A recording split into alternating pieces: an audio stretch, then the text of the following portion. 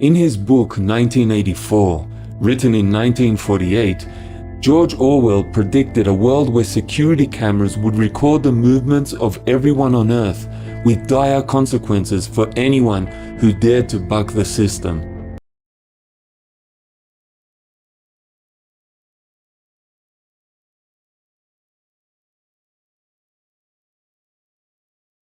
"1984 came and went without much concern.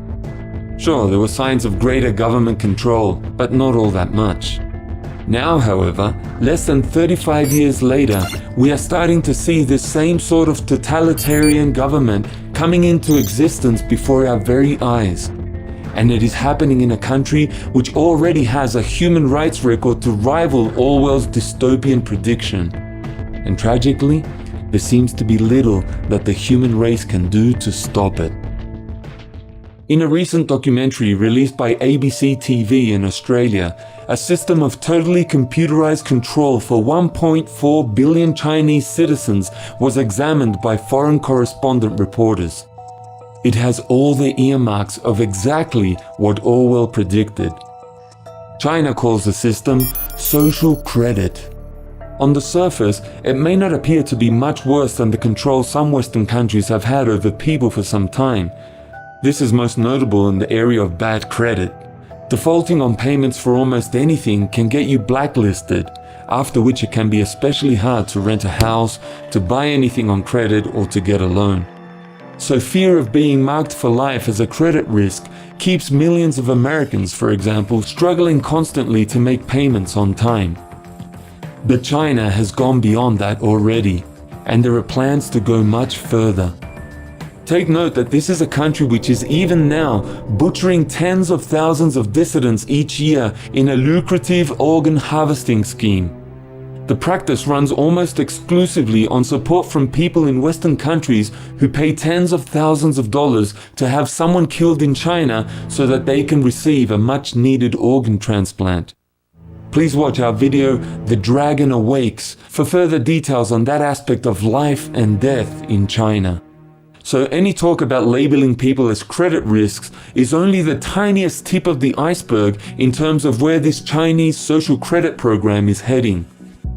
The ABC report found that such simple behaviors as crossing a street in the wrong place, buying too much alcohol, or being friends with someone who has criticized the government is enough to affect one's computer-generated credit rating in China.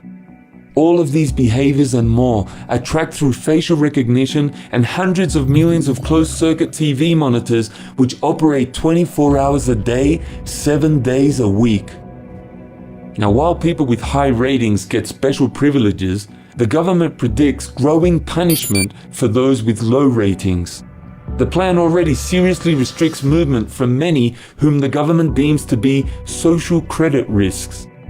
Offenders will not be able to move even 1 inch, boasts one government source. Now, there are other countries where a person's religious belief can bar them from getting a job or receiving government benefits, so China is not the first country to have tried to starve out religious and political dissidents. But in China, things are almost certain to become even worse than that. Already, meditation groups, conservative Muslims, and even Christians who worship in their own homes instead of in government-sanctioned churches can be detained, tortured, and executed without any form of accountability from the party leaders who orchestrate all of this. And it's all justified on the grounds that it maintains order in such a huge country where dissent, they say, could easily turn into dangerous riots.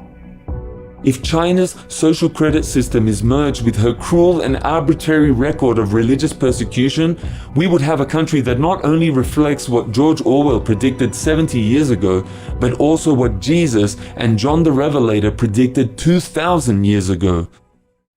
The Bible talks about a world where every inhabitant must have a mark on their right hand or on their forehead before they can buy or sell anything, where there is some kind of an image that can speak. This image, the Revelation says, can identify anyone who does not serve the new world leader. And this coming world dictator is described as the devil incarnate, and he and his government are symbolized as a red dragon.